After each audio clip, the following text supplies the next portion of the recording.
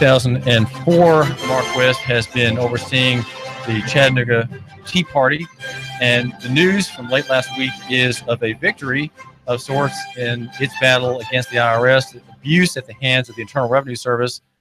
And Mark's local chapter is one of 41 like groups that received an apology from the IRS, but no cash. There was a separate group of 420 conservative and other groups that got a settlement of $3.5 million, according to reports last week, but no apology. Mark, what happened? What happened last week in Washington at the headquarters of the IRS and the federal government? How have you been compensated for your damage? What was the damage? Well, first, real quick clarification: we were founded in 2009, right after April 15th, 2009 was our first rally. So just to clarify that. Sorry, wrote it down wrong. No problem. But yeah, last week was the culmination of about a 4-year lawsuit in which 41 separate entities came together as a group. We secured American ACLJ, which is Jay Sekulowo's group, to represent us in a lawsuit against the IRS. The primary premise was that the IRS had been targeting Tea Party and Tea Party-like groups for basically discrimination. They discriminated against our applications that ours was filed in 2009, November 2009, and they purposely slow-walked them and asked for all sorts of unconstitutional items and harassed us very specifically. And we were not aware of this, obviously, because we were all having this happen to us individually. But over the next several years, we became aware that this was happening across the board, across the country. And so it finally hit the fan, so to speak, in 2012 in some hearings and a separate investigation. And then ultimately we realized, hey, we're not the only one in this boat. And that's when the lawsuit was filed. How terse or how verbose is the apology that you received? Well, it's a very black and white apology. They admit in the consent order, they admit that they participated in wrongdoing and unconstitutional behavior, and they flat out say they apologize for it. At least that's in our consent order. That's the one with the 41 Tea Party groups. There's another one that involved 420 plus groups that was a class action lawsuit. They did not receive an apology in that one. They got $3.5 million in settlement. This all came out last week, all simultaneously. So I don't know. You have to decide whether an apology is worth more than $3.5 million. Cases get settled all the time for money, and no one admits wrongdoing. At least in our case, we got admission of wrongdoing by the IRS. Jeff Sessions, the Attorney General, says hundreds of organizations were affected by these actions and they deserve an apology from the IRS. We hope that today's settlement makes clear that this abuse of power will not be tolerated. So the Attorney General, who is part of the executive branch, says that that executive branch agency under Obama at the time will not do anything like that in the future. Yeah, and what's really tragic about this is some of the groups, it wasn't the Chattanooga Tea Party. We were basically harassed by the IRS and denied our constitutional rights. But some of the groups out there were harassed by the FBI and by a number of other organizations that the ATF, OSHA, Department of Justice, EPA, IRS. You can see the power of the federal government was exerting itself on single individual taxpayers or taxpayer groups in such a way that was not simply intimidation, but is threatening of criminal behavior and criminal activity. And so what finally culminated last week was a huge victory, even though we didn't get a financial settlement. I'll be honest with you, I never went into this thing for our organization looking for or expecting a financial settlement. Strictly, we wanted justice to be done and our constitutional rights to be asserted. Well, how many people are there in the Chattanooga Tea Party? Are there members, or maybe it's a better question to ask, how many people attend your monthly events, and what is happening in Chattanooga right now with your organization? To be real honest, we've had groups as large as 2,500 people at our first rally, and some as small as 20 or 30. And so really, right now, something really interesting happens with political groups like ours. They kind of ebb and flow, and we're in one of those ebbing periods where people have looked at the victory of Donald Trump and the Republican domination of Congress now, and many people are sitting back and saying, we won. And you just have to be awake to see that no one has won. I mean, the problem is not a situation with us trying to get a party into the White House and a party into Congress, because we see over and over and over again that these people do not act upon or in accordance with the party platforms and their principles. So it still continues to require people to remain active. If you have a question or want to say something to either of us, our number is 800-8949. That's 800-8949. And we're talking with Mark West, who oversees the Chattanooga Tea Party. Mark, what kind of correspondence did you have in that dreadful period where you got that first letter in July of 2010 demanding extensive responses? Then you had 2 years later a second letter making demand for great detail. What kind of questions were these? How detailed were the answers to be? This was an incredibly extensive request. I filed other 501c3 applications and C4 applications. Let me first explain the difference. A C3 is what you typically have when you have a church or a charitable organization where you're looking to have tax deductible contributions. That's a 501c3. That's your church. And that means that the donor, the giver, can take the gift off of his, if he itemizes, he can take that gift off of his tax return. That's exactly right. That's a 501c3. The Chattanooga Tea Party and most of the Tea Party groups are not C3s. We were a C4, which simply means that we don't have to pay tax on the revenue that comes into our organization. So if you donate $10 to the Chattanooga Tea Party, we don't have to pay income tax on that $10. That's the only benefit we get in terms of tax benefit, that we don't pay taxes on it. But truthfully is we spend just about all the money that you would donate to our organization, so there's really no profit to be made anyway. That being said, so the C4 request was slow walk, to be honest. We filed it in November 2009. I got no response until June of 2010. And then it took us a period of over 3 years from that point to get any resolution to this matter. So you're talking nearly 4 years total. The type of requests that were being asked for and questions being sent to us were things like, we want to know what was said in your meetings. We want to have all the recordings of your meetings. We want to see all your flyers. We want to see all your Facebook posts. We want to know what people's thoughts were when your speaker spoke. Okay. We want to know what their reactions were. We want to know who the candidates were for your debates when you held debates. You might recall we hosted some congressional debates, particularly for the Republican nominees, because during the primaries you had 6 or 7 or 8 Republican candidates.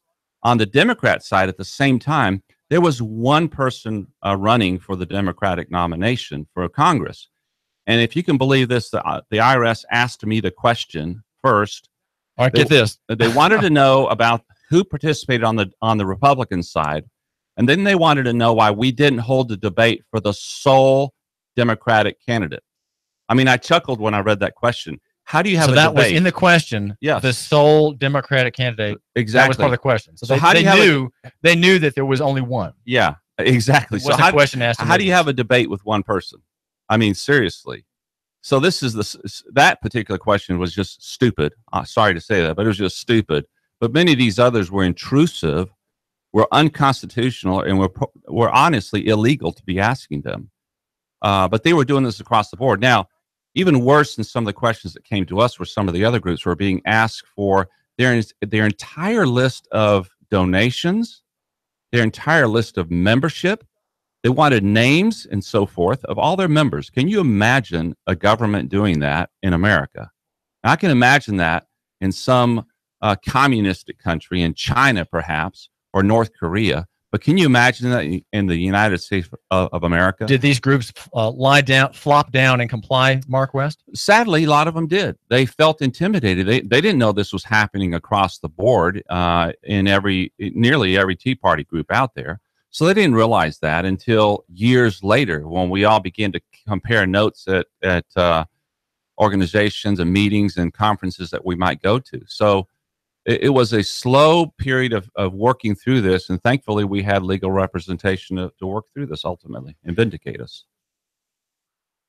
Did you and did other groups take money when they didn't have their charters in order? Because you do need the money to have your events. You need to have money to pay for outreach, to pay for web services and advertising and the like. Did you take money and file tax returns as if this was income? Or what did you just refuse to take money, Mark? How do you run an organization? No, can't take money? We took money, of course, and typically the way that works in a C3 and a C4 is they will typically, if you're approved, they approve it retroactive back to the date of application. Now, amazingly, in our case, they took for so long, and then ultimately they did not approve us retroactive. But then they canceled the retroactivity. Then they canceled the approval. Then they came back and reapproved it. So it was all over the board. They didn't have a clue what they were doing, or maybe they did. The end result was that you had your 501c4 federal charter. We did that. We ultimately got the 501c4. So that means that the money that came in 4 years prior, did you have to file amended returns for that? Or we filed 990. It's just a simple. At the time, it was a simple postcard. All you had to file.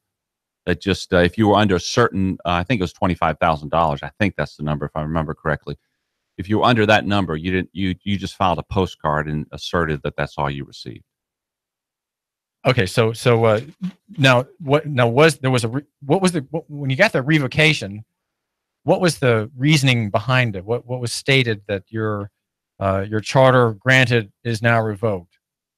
How was that? Well, it's not technically. And was there given any kind of remedy? Technically, it's not a charter. The state approves your charter. Right. So okay. we've always had we've always had a not-for-profit status with the state of Tennessee, and we file our annual reports with them. It's just that they said they were not going to approve the 501c4 status, but they ultimately did. Right now, we're fine with the IRS. We have no issues. But it was certainly a very confusing period of time, and I think part of it was purposeful on the IRS to keep us wondering where we were at with things. In one of your posts at your website, Mark West, you say you have something to say about Chuck Fleischman, the local federal representative. Your website is lifelibertyand.net. Lifelibertyand.net. What did Chuck Fleischman do for or against you in this ordeal? Well, this was back in 2012 when it finally started hitting the fan collectively in Washington, and Washington finally became aware of what we were dealing with for years. And so we began notifying our elected officials, specifically our two senators, and then also I notified Congressman Fleischman's office. The two senators got very involved, along with the entire Senate, the Republican Senate at the time. I think it was Republican at that point. And they did file a letter demanding that there be investigations and so forth. I did not hear back specifically from Chuck at that point in time, but since then, Chuck and I have spoken several times, and certainly he is very much in support of the resolution. Now, in your writing about this conflict with the federal government, Mark West, you tell about Chris Brooks and Perrin Lance, who about the same time started an organization called Chattanooga Organized for Action Verbs. Yeah, I wrote an article about this. In fact, it's funny that when I was sitting in, I went to two hearings up in Washington. One was Lois Lerner when she pled the Fifth. And I was sitting literally 15 feet behind her. I was appalled that she pled the Fifth over and over and over again. But the other hearing I went to, actually, the Chattanooga came up in one of the congressman's discussions, because he said, there's two organizations in Chattanooga that one was approved relatively quickly and one is still waiting to be approved. And that was based on the article I wrote that talks about how Chattanooga Organizing for Action, COA, was approved in approximately a year. And we took close to 4 years before we were approved. It applied it for the exemption in 2011, April, and the next year, in 2012, filed the 900N form indicating it had received its approval and was making note with the government of its cash flow. So basically, this was just one indication here locally that the Obama administration's IRS was applying their standards. They were discriminating in how they are applying the standards of review of applications. If you happen to be a left-leaning organization, you got through relatively unscathed. If you're a right-leaning, you had to fight tooth and nail, and even then, some organizations were not approved for 7 years. What has the election of Donald Trump done for Tea Parties? For Tea Parties in Tennessee, you mentioned earlier that his election seems to have put kind of the damper on enthusiasm for the work you're doing. Is Trump really conservative, or is he just another nationalist like Obama? Is he really? Are people somehow being misled into thinking that he does care about the small guy? He does want to pare back government. Is he really paring back government, Mark West? Well, we have one of the largest budgets that's about to be approved in the history of our country. It's a $4 trillion budget.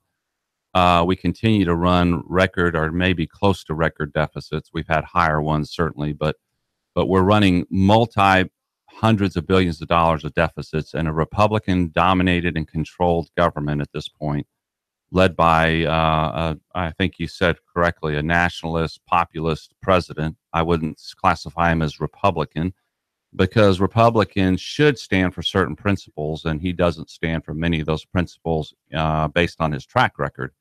He may assert them when he's campaigning, and he's done some good things. I don't want to detract from some of the decisions he's made and his administration have made, but at the end of the day, he doesn't appear to me to be a Republican based on the platform that Republicans have lived by for decades. And I know you've been kind of a non-interventionist in your ideas about foreign policy and foreign events. And President Trump, when he won the support of many Tea Party members here in Chattanooga, he had that argument. I'm not for war. I'm against the deep state. I'm not for these continual interventions overseas, and yet we have in his budget, it's a $700 billion defense budget, as David Stockman at LewRockwell.com this morning makes note in a story about the JFK files and what he calls the real conspiracy against truth. And he points out that China has $40 trillion in debt, and again, not really a very strong rival, though it is said to be, and that the GDP of North Korea is just $18 billion. So what are the Americans afraid of? Why does Trump not say, look, we don't have anything to worry about these people? Is he really trying to just exacerbate fear across the board so that people will clamor for federal intervention, big military budgets, and the like? I can't get inside his head, because Trump seems to be a person who's easily persuaded by whatever seems to be the most popular or prevailing opinion, at that particular time. So certainly he has the inside track now with generals and the top military officials persuading him to do whatever he's doing. I've seen him flip-flop certainly on many things that he said he was going to do when he was campaigning versus what he's doing now. So I would say that he's the kind of guy that he puts his finger to the wind to some extent to determine what seems to be the popular thing for that day. And maybe that's a little bit overly stated, but it certainly, I think, bears out, because you can look back over his history of himself individually, and you see him flip-flopping on positions from, as significant as life issues to certainly tax issues to even candidates he supported and so forth. Well, Mark West of the Chattanooga Tea Party, does my listener have more to fear from domestic enemies or foreign enemies? Well, I think ultimately, it was Stalin that said that we would eventually crumble from within. And so I personally believe that we are crumbling from within, not just fiscally, but morally. And so that enemy that we need to fear, of course, is ourselves. And what about fear? Is fear not an enemy itself? The fact that we are supposed to be afraid of everything. Americans have become very fearful people. That's why they appreciate the security state. Well, certainly, in my worldview, fear is not not something we should be embracing. My worldview is one that's based on a biblical worldview, and perfect love casts out all fear, it says. If we're focused on the right things, the fear will not dominate our lives. Obviously, we're human. We're going to have fear from time to time, but ultimately, perfect love does cast out all fear. This is David Tulis, and we've been chatting with Mark West, who has received from the IRS an apology for the abuse of the Chattanooga Tea Party that began in just after the big 2009 rally that drew 2,500 people, and his effort to get 501c4 tax exemption. All clear now, all good now. You forgive them, Mark West? Absolutely. But we got to keep an eye on them. Keep an eye on them. David Tulis, Nooga Radio.